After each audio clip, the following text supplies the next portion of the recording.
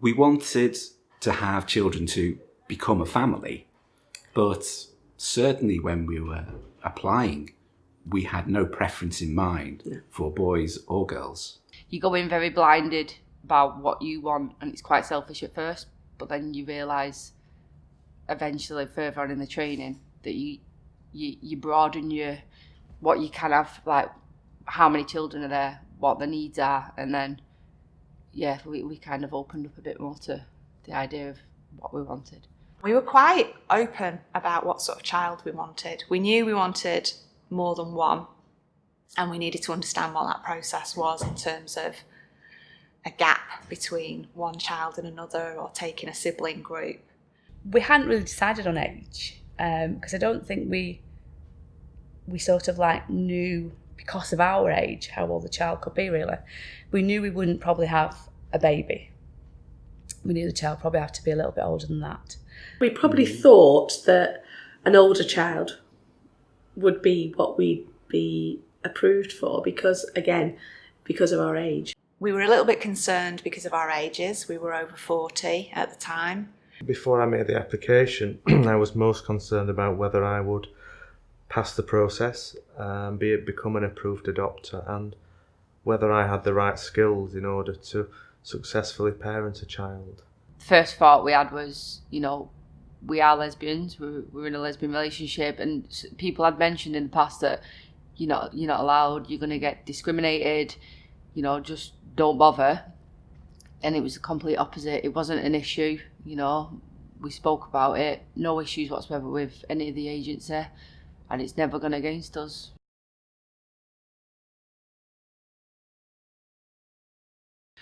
It was quite fascinating during the training to hear the stories of the other prospective adopters was so similar to our own. Yeah.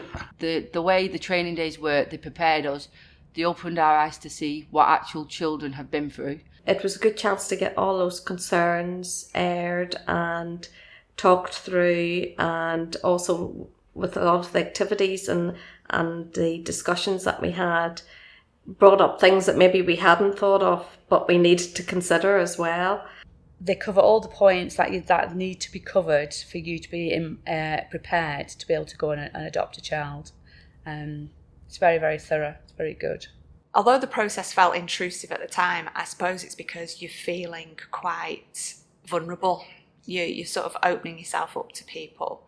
And I suppose at the time we were also reflecting on the fact that having been through a process to have a child naturally and through IVF, neither of those processes had involved so much introspection, really, so much examination of why you were doing it and what your motives were. Although we were bearing our souls as such, and on some points it was maybe difficult or uncomfortable, but we felt that it was something that we needed to do, obviously, for the sake of the children and the adoption process. And our intention was that we were doing it in order to be matched well with whoever would make up our family. In hindsight, we both said that it was good because it made us really look at it. And, perhaps it's a shame that people who have their children naturally don't also have to go through the same process.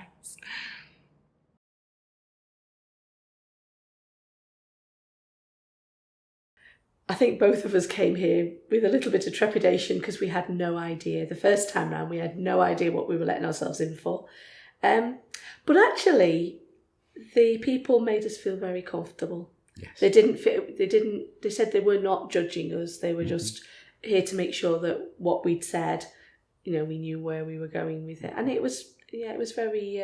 It's a very friendly conversation. It was a very friendly conversation, yes, it was. Yes, they did well to put us at our ease, obviously knowing we would be nervous. Yeah. And it was more almost like meeting with friends at this type of discussion than an examination. Yeah. We were told that we didn't need to appear at panel, but we wanted to go to panel. It was quite daunting, really, because from our point of view, we were then being told that we could be parents. And it's quite a surreal thing, really, because you know you can be a parent and you wanted to be a parent naturally, but now you're waiting for somebody to say yes, you can be a parent. So it's quite a surreal thing, really. It were nervous. I'm not going to lie. You know, we went and we were nervous. We both didn't really sleep that night, and then we got there and it was so welcoming. Everyone were really friendly, and we sat there. And you're human, so this is a big decision for you. You're gonna be nervous. And it was just that nervous moment. It was like being at school and not getting in trouble, but when you know that you've got to go for something big and you're nervous. But honestly, people are so nice to you. They ask you normal questions, because I thought, what are they going to ask me? And I got in panel and they was asking me things like, how are you feeling? How's your day been? And they were so nice, and you just relax. And then, I chat a lot anyway, but we ended up talking about anything in panel. And then, when we come out and they give us that answer, we were so happy. It was just unbelievable, life-changing, so it was good. Nerve-wracking, but good.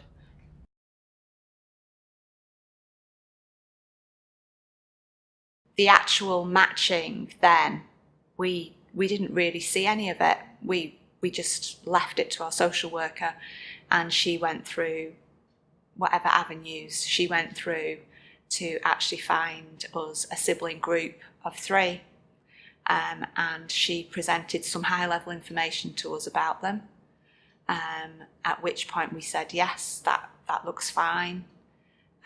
We'd deliberately not gone to the websites and to the newsletters with the children's pictures in, because we just didn't want to have to make that decision ourselves, I suppose, in some respects. We were happy to leave it in the hands of somebody we trusted.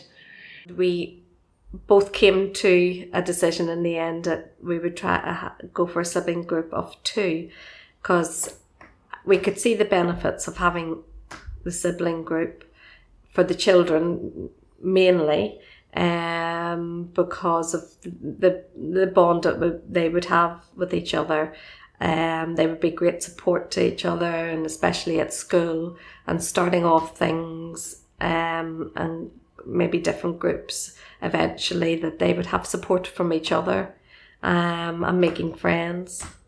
And also, as my husband says, it would be a lot more fun, he says. I didn't have a picture of a child that I wanted. For me, it was just going to see what children were there and finding a child that way, really. But as soon as I saw the picture, I just knew. We asked Laura to choose a child for us. We could have chose ourselves, but we didn't want to do that. We trusted Laura. We'd been through that journey. So we said, can you choose a child? She chose the perfect child for us, definitely.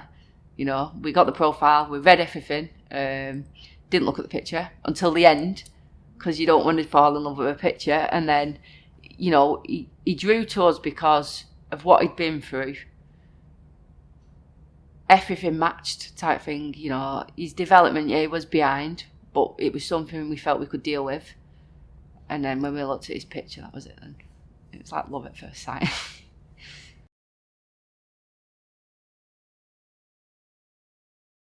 We didn't really know how things were going to go, how the children would react, how we would react. Would they like us? Would we like them? It's just that unknown, really. And we were very anxious about it, and I'm sure perhaps that maybe came across. I never considered how frightened my son might be of being in a new home, away from the security and safety of his foster family who we'd known for 3 years. In those early days, there was a lot of talk of his birth mum, and I felt, for me, as a challenge for me, was that there was 3 people in that relationship for quite a while. And when you're actually in it, it's quite hard to see out of it, really, the future, really, of where you're probably going to go. Every now and again, there was a few tears, and there was a few moments when they would cry and say, where are the carers, and would they be coming back? And we tried to talk to them about that they were safe and they were well. I was worried that, we might not bond with him. Everything goes through your head, you might not bond. Eventually the bond does come. It comes naturally. It come more with my partner because she was off with him for the whole of, I think it was 9 months. So she was off, so she got that bond straight away.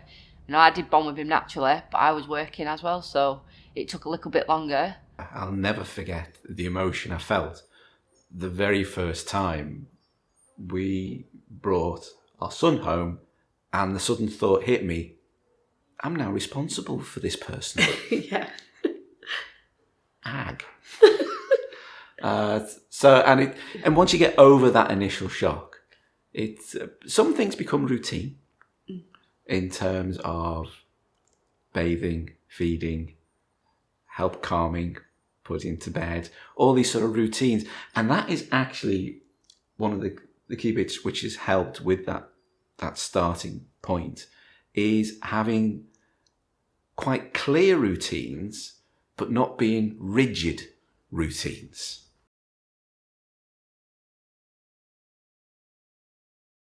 We would be two very different people, I think, if we hadn't adopted, and we like who we are now better than what we would have been if we hadn't have adopted, really. The children have brought more to us, I feel, than what we've brought to them, because of their personalities, their challenges as well. I wouldn't have had met those challenges beforehand, and I would never have known the ability of us to meet and maybe achieve things that we wouldn't have otherwise achieved. Taking on a complex child, or a harder to place child, or an older child, for example, does bring with it more complexities and more challenges.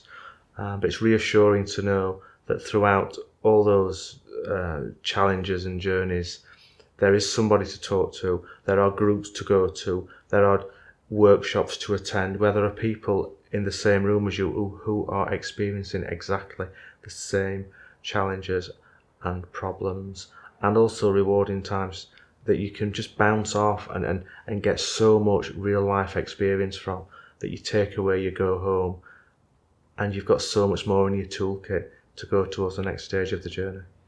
There's loads of support there for us all the time. At any particular time, if there's a question or something we're unsure of how to handle, we just pick up the phone and we can speak to anybody, really. It's really, really good. There's no problems in accessing services. If there's anything that we need, we'll be informed of different things that we can go to attend as well, to help us understanding how children in adoption move on in their life as well. So there's loads of support there.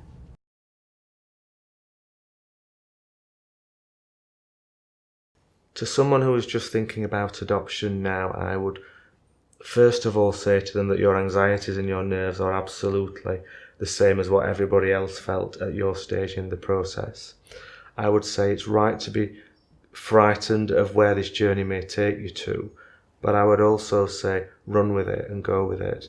The rewards that you will reap from adopting a child are enormous and will be so far beyond anything you could ever imagine.